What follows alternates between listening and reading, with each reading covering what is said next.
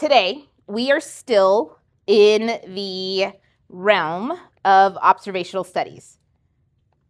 So the big difference for observational studies is there are no treatments. With an experiment, you are going in and you are altering their life in some way. It's not like have to be life-changing, but maybe they took a test while listening to music. Maybe they took a test while not listening to music and you wanted to see, did they get a higher score?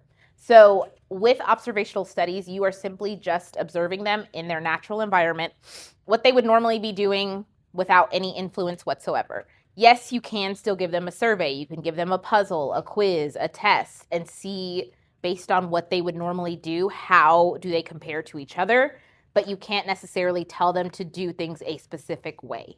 So you can't tell them to, you take this quiz in red pen, you take this quiz in pencil, you take it in black pen, and we see what score you get at the end. That would go into the category of an experiment. So a couple of big key ideas in these FRQs is how do we create random samples? How do we get this random environment? Now, remember, the overall goal of having a random sample is you want it to be representative of the population. And usually, by picking things randomly, we kind of ensure that that's going to happen. There's no bias if we're picking a random sample, hopefully.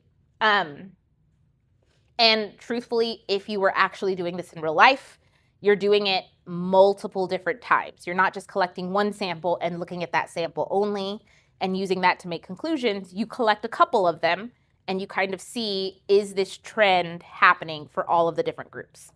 So, couple of methods that you can use. There's three really popular ones: the hat method, the random number generator, and the random digit table. All three are acceptable as long as you describe them correctly and completely. They don't necessarily generally say you have to use this method unless it will say it specifically in the question.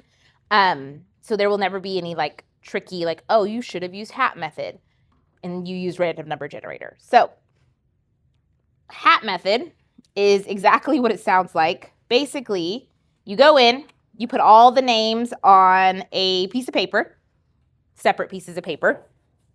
All of the papers go into a hat.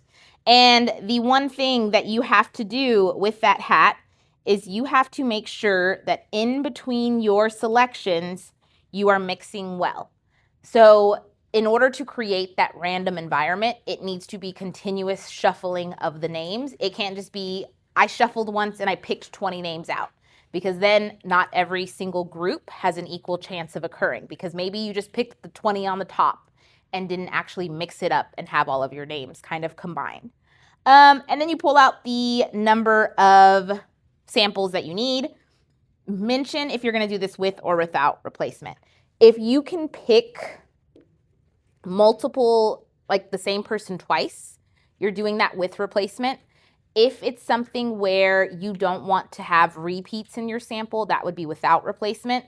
Sometimes on those pieces of paper, and this kind of goes in the realm of simulations, which we're kind of sprinkling in today. We're trying to simulate like the probability of an event. So instead of writing names on the papers and putting them in the hat, maybe you have papers where you write true on certain slips of paper and false on others. So 50-50, maybe 5 true, 5 false. You put them in your hat, you mix it up, and you pull one out randomly. And that's what you would guess on a test or a quiz. So you pull it out, you said false. So that event is something where it would be okay to put the paper back in. So because it's a 50-50 chance of it occurring, you don't want to remove the paper and change that probability. So that's a case where with replacement would come in and not without. Now, one little thing. I grade AP exams over the summer. I know, so fun. So I've actually graded the collecting data FRQ the last 2 years. And so one of the things that people miss, and the most common thing that drops them from essentially correct, which is full credit, to partially correct, is the fact that they describe hat method perfectly. And the most common mistake that they make is they don't mention that fact that they have to mix well. So it has to say in between selections, between picking your names, you are mixing up this hat or this bucket or these multiple hats that you've done to stratify your data. That is one of the ones that hurts because I have read very good responses in how to implement the hat method, but I cannot give them full credit if they don't say mixing well in between selections. So if you choose to go this route, which it's a very like straightforward, we're putting the names in the hat, we're picking names out. It's not super detailed in terms of like the numbering systems we're about to use for the other two. Just make sure that you mention you're mixing well. And on our test, if I tell you to just describe how to randomly select a sample from the population, I don't care which one you use.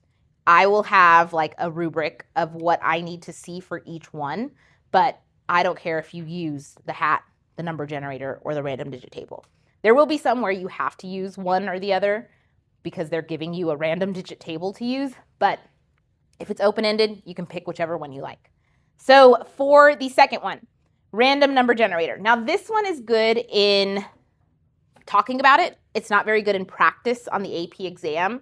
Your calculator has a random number generator. You could go to math, you could go to probability, and they should have random integer. A lot of the newer calculators even have the possibility to pick multiple numbers at once. So that's really nice. However, in terms of grading this on the AP exam, it doesn't work out great. So whenever you do it for the test, they may ask you to describe it, which we will do. I'm going to make a little note for you if you need to go back and look. This is going to actually be our example 2, part B.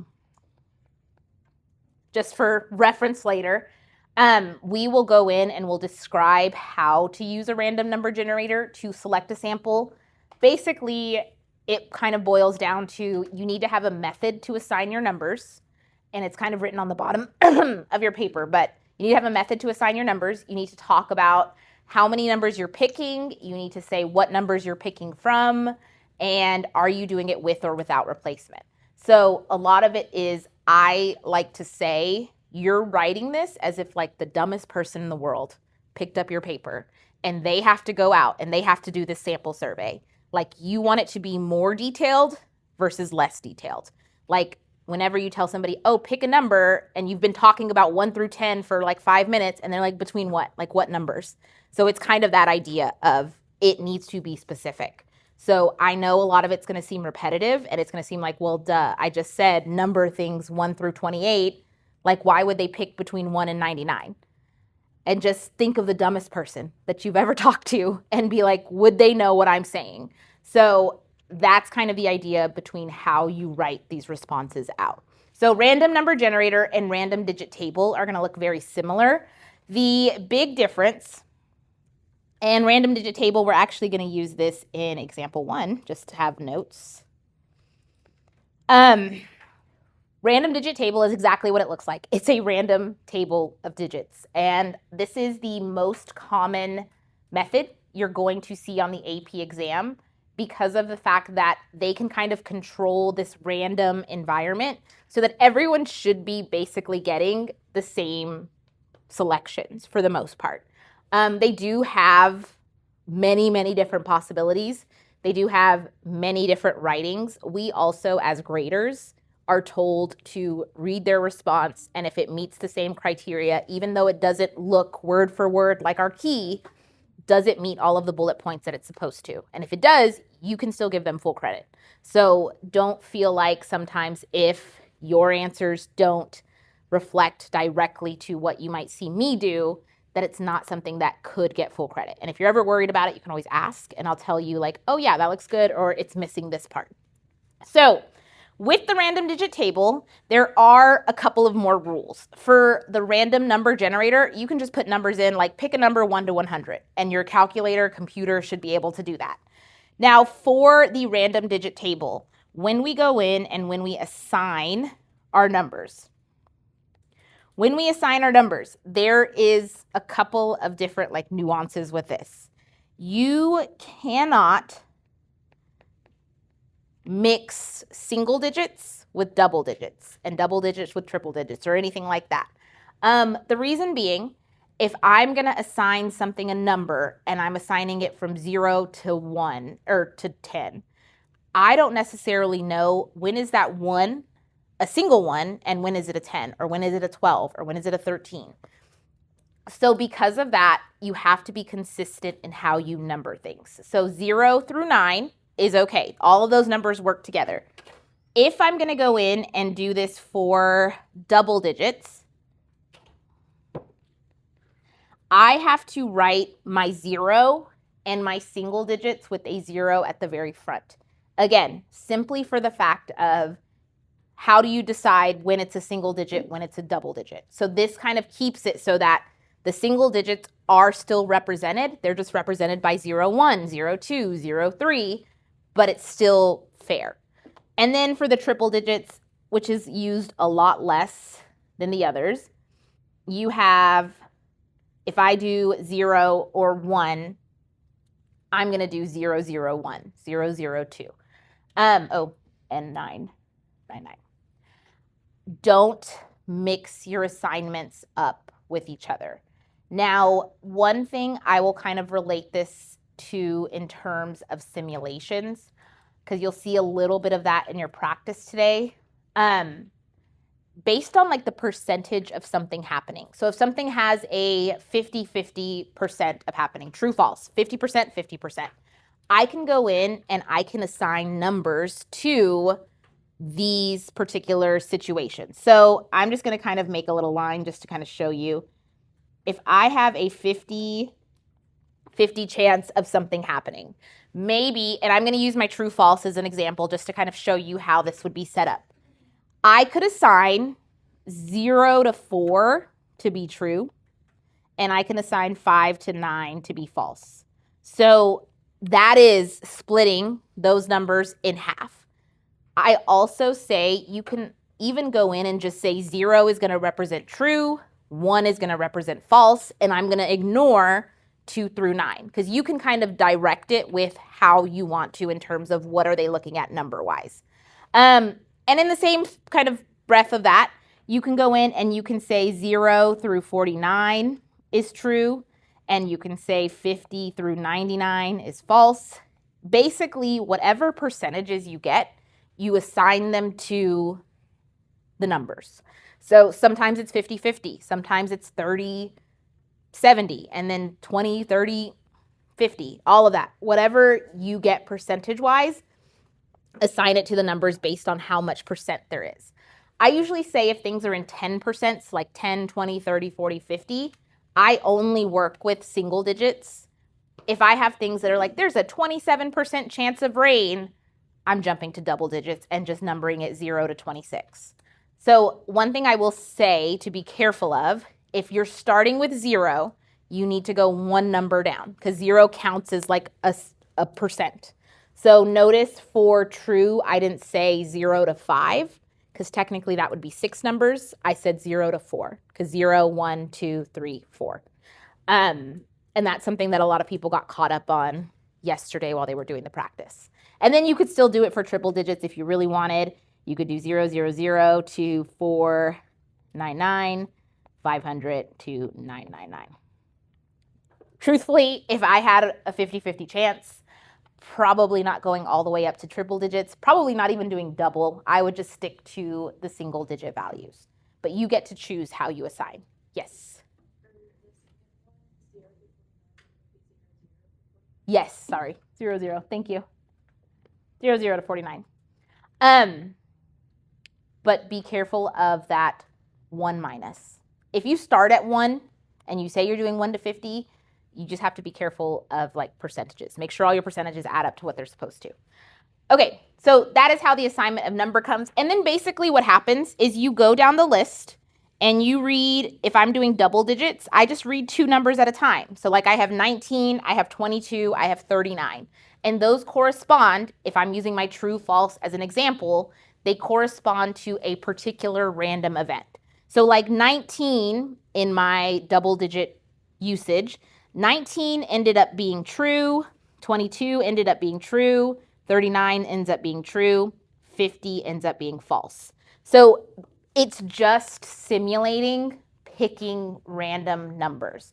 And I just tie that into how did you assign the random numbers. For instance, on the AP exam, say you're like, I'm going to be weird. I'm going to call 0 to 49 false and 50 to 99 true.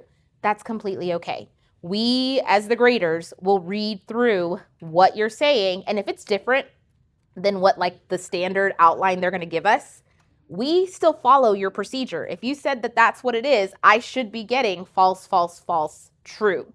And I will follow your work that way. And I will do the same thing on your tests. But most of you kind of do the same thing.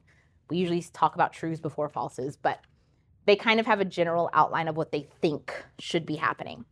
Okay, just to kind of move on. With the random digit table, we go in and do similar things. We label, we assign a number to every individual in the population. We go in, we talk about the random digits you are selecting. You have to tell them how many you're choosing. So in my brief example about true or false, I picked 2 at a time. So I would say read 2 numbers at a time. I usually add on left to right. And then we say stop. How are you going to, when are you done with your sample? Also, what are you going to get rid of? So if I didn't label something all the way up, so say for instance, it's not the percentage questions, it's just I'm numbering every student at RHS 1 through 5,000.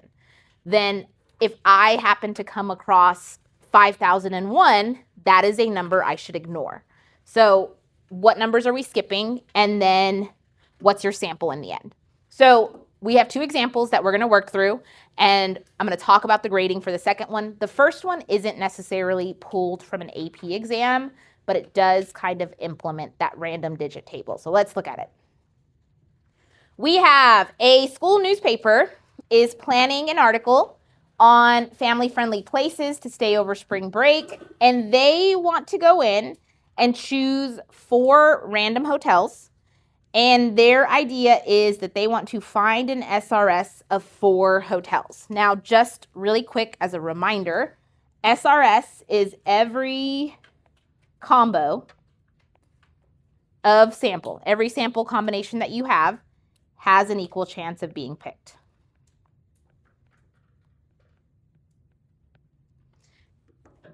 What that means is everyone's in one big pool. You're picking from that pool randomly.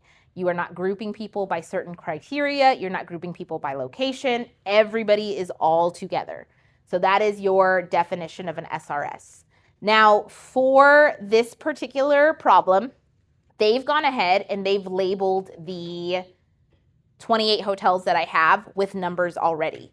If they didn't label it, you get to choose how you start your numbering. Some people may start with 0, 0. Some people start with 0, 1.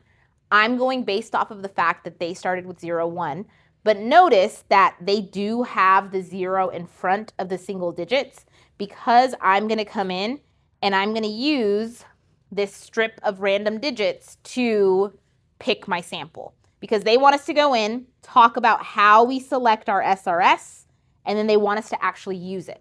So kind of going through what a response like this should look like. As we start to go into looking at FRQ responses and looking at things like that, some of them are written in paragraph form. Personally, I do bullet points, kind of like step-by-step instructions. Remember, the dumbest person you know is reading your paper, and they have to be able to go in and do this sample survey. So the first thing, and sometimes you're reiterating things that the question has already said.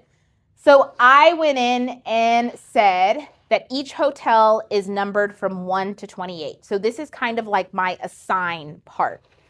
Even though you can see in the question that they've assigned each hotel 1 to 28, we're still going to say we're numbering these hotels. And I've read through FRQ responses before where students have had numbers given to them and they renumbered it. They are like, I actually don't want to start at 0, 1. I want to start at 0, 0.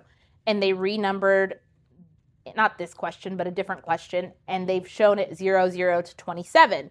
that is okay. As long as you have enough instructions that we can follow what we're supposed to be doing, we give you credit for it.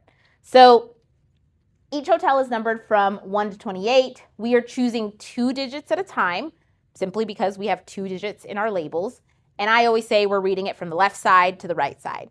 Now, so far, I feel like the instructions are pretty good with what we're supposed to be doing. Then you go into what am I going to take for my sample and what am I going to ignore. So in our case, oops, let me go that way.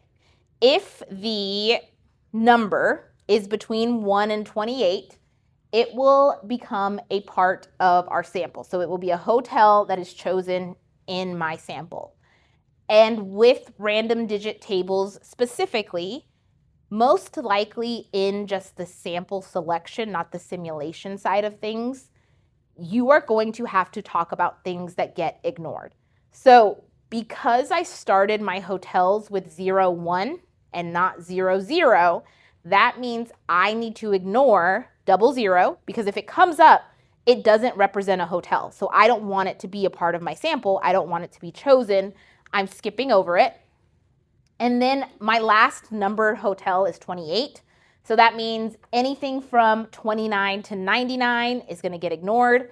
And I also don't want to have any hotel repeated twice. This also could be covered. So without saying any repeats, you can also mention the fact that you want to do this without replacement. So that means any hotel that's already chosen doesn't get picked again. But usually for random digit tables, I just say ignore repeats. Unless it's something like true or false, where technically I could get 12 twice, and that represents getting true twice, which is okay. The last thing is talk about the fact that they become a part of your sample. So once I get to 4 hotels, because that's how many they want, that is going to be my chosen sample in the end. So again, reading through what you write, it needs to be foolproof. It needs to be dummy proof. It doesn't have to be like a novel. It doesn't have to be like, you're going to look at these numbers and you're going to look at 2 numbers at a time. And then you're going to look at the 2 numbers and see, are they associated with this? It doesn't have to be that detailed, but it needs to be, if I encounter any of these scenarios, what should I be doing? And so we have our step-by-step instructions. Now, a lot of the time, it's all in one question here, but usually it's like a part A and a part B. Part A would be identify what your method is. Part B would be actually use your method. So whenever they tell you to go in and pick the sample, I like to just go ahead and make some notations for what I'm going to use. I'm going to say a check mark is going to represent that I'm including this in my sample, because I'm going to mark on the actual number line of random digits, and I'm going to make an XB ignore. So again, usually this question is split up, and so the number line would actually probably be in part B and not necessarily at the top of the page. But I'm going to go ahead and I'm going to scroll up and kind of mark up my number line, and then I'll come back down. So I have my random digit table. What I like to do, and what you saw me do on the first page, is I like to go in and kind of, if I know I'm looking at 2 digits, I go in and underline 2 digits at a time, just so that I can see what numbers are or am I actually working with. So it doesn't have to always be to the very end. A lot of the time on the AP exam, they give you more than enough random digits just in case your numbering got really weird and you're using triple digits instead of double digits. But I just like to go in and underline how many I'm looking at. So I'm looking at 2 digits at a time. So the first number I see is 12. And remember, any number between 1 and 28 is going to be accepted. So 12 actually works out good. I'm going to keep it. It's going to be a part of my sample. And then that hotel that it's associated with is what I'm going to go interview. 97 is too big. And if you find that your number is split, don't just be like, oh, 5 is a single digit. I'm going to go ahead and jump and make 13 my next number. It kind of carries across. So my next number is actually 51, which is too big. 32 is too big. 58 is too big. 13 actually works out. It's not a repeat. It is between 1 and 28. The same thing can be said about 4. 84 is too big. 51 is too big. 44 is too big. 72, 32. And the next one we get is 18. So these 4 that I have marked as my check marks are going to be the 4 hotels that make up my sample. So once you've picked those, you go down, you write out what are the 4 ones that you've picked. So I'm going to say my sample ends up being 12, which is the Holiday Inn.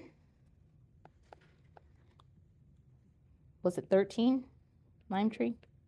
I'm trying to go off memory of what I did yesterday. 4, Banyan Tree?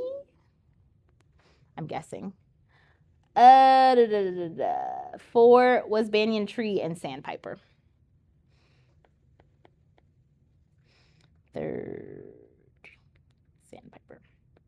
So if you happen to encounter, and I know we didn't see it here, but say for instance, I saw the number 12 twice before I got my 4 hotels, I would skip the second number 12 because I don't want to include any repeated numbers in my sample. So this is how you would use a random digit table. You also could use it for simulations. So I think on your homework today, you're going to simulate taking a 6-question quiz. And so just like we did true or false, it would be things like getting it right or getting it wrong. And so you just see how many times did they get it right, how many times did they get it wrong, and then meet whatever criteria the question is asking about. So that works the same way for simulations as it does for random selection. Okay, second example.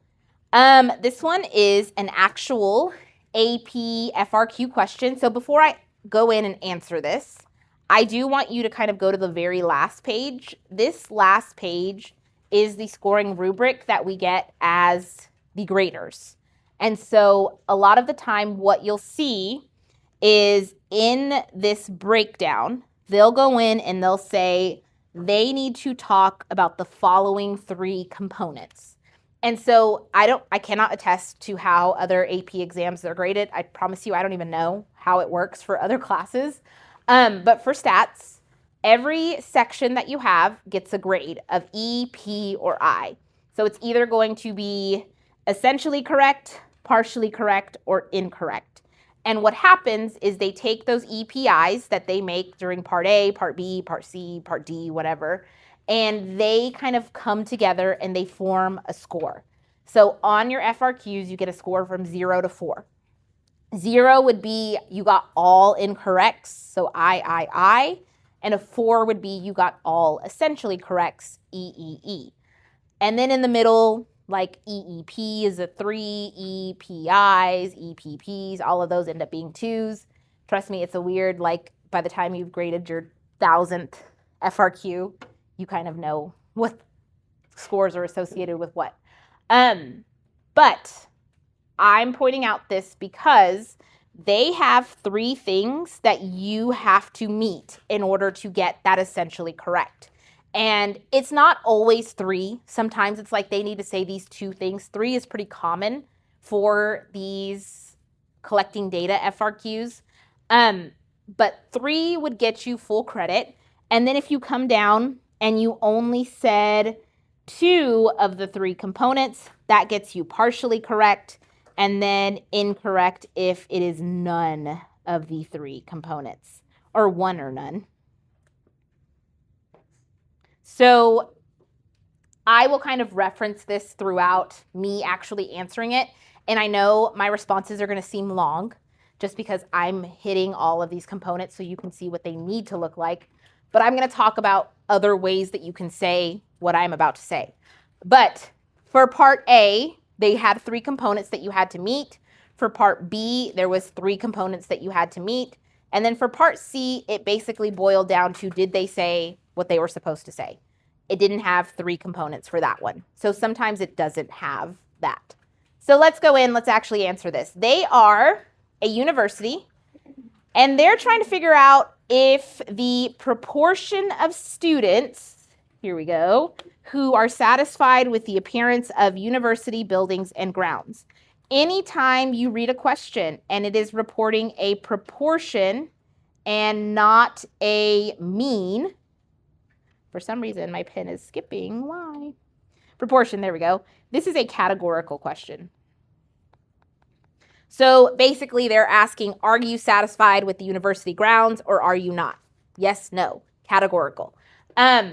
So they're implementing 3 different samples to try to collect a sample of 500 students from the 70,000 at the university.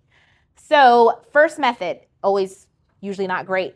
They're coming in, they're taking a convenience sample. So they said, we're gonna go to the first football game and we're gonna sample the first 500 students who enter the football stadium.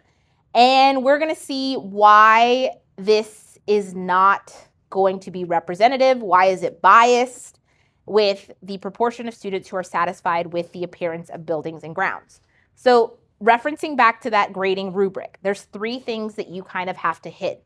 You have to talk about why a convenience sample is bad.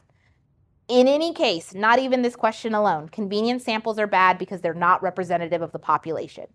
That is what you will always say if you ever refer to a convenience sample. They are not representative. So that would be checking the box for part 1. Part 2 is usually, in these cases, why is this specific convenience sample bad? Why is it not representative of the population? And then checkbox 3 would be, what direction is it going to cause your proportion to go? So this is going to explain what that bias is, which is the question why that they're asking. So first thing, why is it bad? So the first 500 students may not be representative of all students at the university. That is saying they're not representative of the population. Checkbox 1.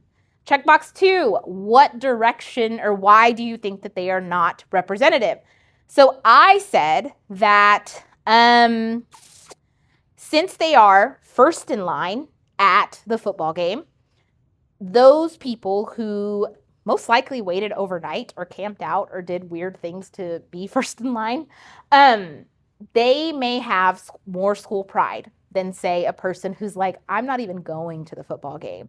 So they are not going to have coverage of those students who don't participate in sports.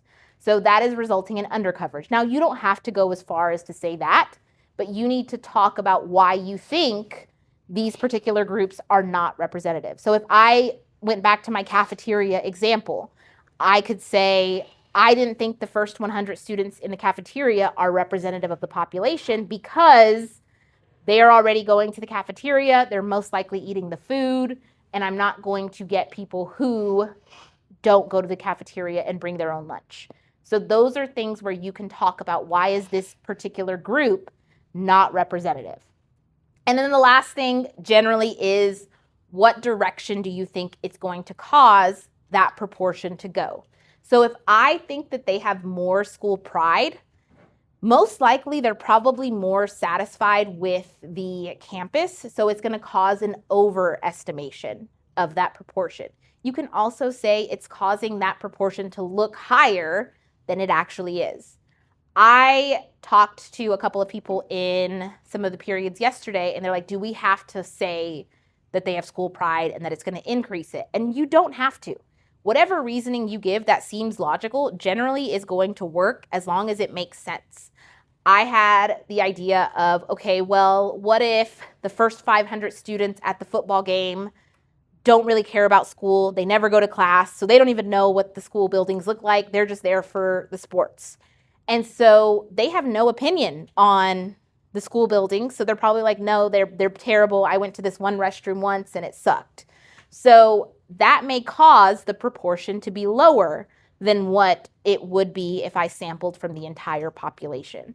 So you can give unique reasoning as long as it makes sense. You can't just be like, I don't think they're representative because they're there, or they like football. But why does them liking football cause them to not be representative?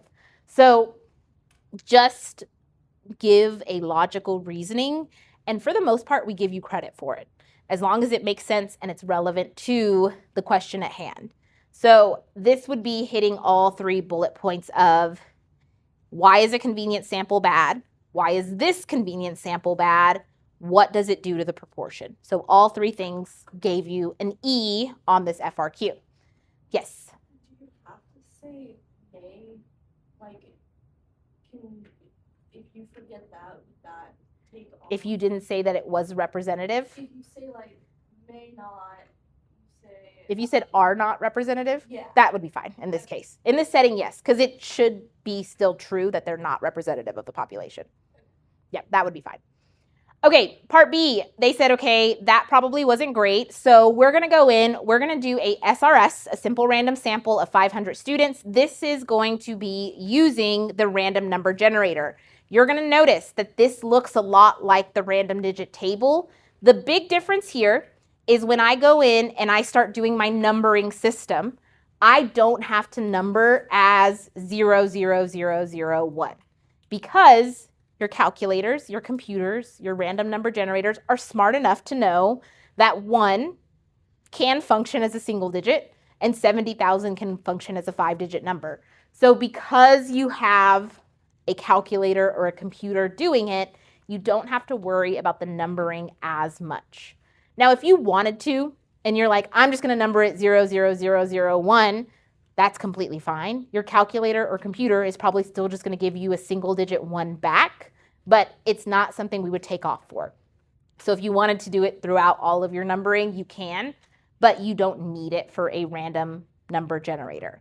So I said I'm going to get my list of all 70,000 university students. I'm going to number those students from 1 to 70,000. And I know that seems like, well, I told them I want a list of them. Wouldn't it make sense to number them? The dumbest person you know is picking up your paper, knows nothing about stats, knows nothing about anything. They just have to be able to collect this sample survey for you. Your life depends on it. Your grade depends on it. They have to know what to do in any situation. So you can abbreviate random number generator, RNG, commonly used, to select 500 integers. I say integers. You could even go in and say whole numbers if you want. Again, I'm thinking of like the dumbest person I know and them being like, well, can I pick a fraction? Can I pick a decimal? No, whole numbers. It has to be an integer. So 500 integers from, you have to indicate what numbers to pick from. Again, me thinking of the dumbest person I know, going in and then being like, well, should I pick a number between 1 and 100? Like, no, dude, we just talked about 1 through 70,000. Still repeat what they are saying, like what you're supposed to be doing. So we're picking a number between 1 and 70,000. We are doing this without replacement because we don't want to have the same person picked for our sample twice. And then these 500 people that we pick are going to be our sample. So it looks very similar to the random digit table. The only thing that you don't necessarily need for these is the ignore part, other than ignoring repeats. With numbering systems in random number generators, you can be specific. Like, I want to stop at 70,000. It's not going to go all the way up to 99,999. It's like I'm telling this stopping point. So you don't necessarily have to say ignore these numbers because you're giving them the parameter of what numbers to pick between.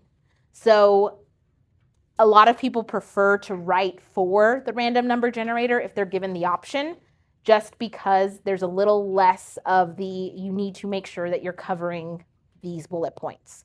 So this system should select 500 people randomly. And you'll notice they don't actually have you do it. They just say, if you were going to do it, this is what you should do. And on the grading rubric for this one, I believe it broke down into, did they assign numbers? That was part 1. Part 2 was, did they talk about picking 500 unique numbers from 1 to 70,000 without replacement? And then did they connect those 500 numbers to the 500 people that would be a part of their sample? 1, 2, 3. All 3 components gave you an E on the FRQ. Now, for the last question, they say, okay, well, that works great. Simple random samples are good. But what if there's something else that causes different opinions of school grounds. And so they have two things that they're trying to consider. They have two campuses, and they have males and female students at each campus. So they're trying to decide, should we stratify by the campus or should we stratify by gender? And they want to see under what circumstances would picking campus give you a more precise estimate than picking gender. So we're going, if I had to pick campus, why am I picking it? So in this case, the only time stratifying makes a difference, the only time it matters is if there is a difference in opinion. Remember, I talked about when we were looking at this last class. If I wanted to know your GPA, it doesn't make sense for me to stratify you by the type of pet you have. Like, that has nothing to do with your GPA. So because I'm given, hopefully it doesn't, because they don't have a relationship, it wouldn't make sense. Don't stratify just to stratify. So in this case, the only thing that they really wanted you to say in your answer is that the only time that it would make sense to do campus over gender is if that proportion, if that difference in opinion is greater between the two campuses. So if that satisfied versus not satisfied has a bigger difference for campus. Say you have an old campus and a new campus. The new campus, everybody loves it because they have new buildings and new restrooms and all of the plumbing and stuff. Old campus, old, stinky, smelly, not great. You're in the dungeon a lot of the time at college campuses. So those, maybe they have a lower opinion of the school building and grounds. So with that, if the difference is greater for campuses, that is what we should stratify by. The only thing that a lot of people on this FRQ, because I looked at a couple of responses that they graded, lost credit for is they had to mention the fact that it was better than the two genders. So a lot of people still said like the difference for campuses was greater, but they didn't relate it to it being greater than it was for the genders. So that was kind of their component too that they had to see. Did they relate it to why it is better than picking gender overall? So this would have been, if you did both things, if you said the opinions were different and that it was better than gender, you would have gotten an E. 3 E's give you a 4. And I will tell you, getting at least a 4 on one FRQ, maybe a couple 1s and 2s on the others, and half of the multiple choice usually puts you in at a 3 for the AP exam. So we will eventually look at how those gradings are all kind of put together because, yes, I would love for you to get 100% on multiple choice, but it's not always necessary to get a passing grade on the AP exam. So I'm going to open your math lab, and you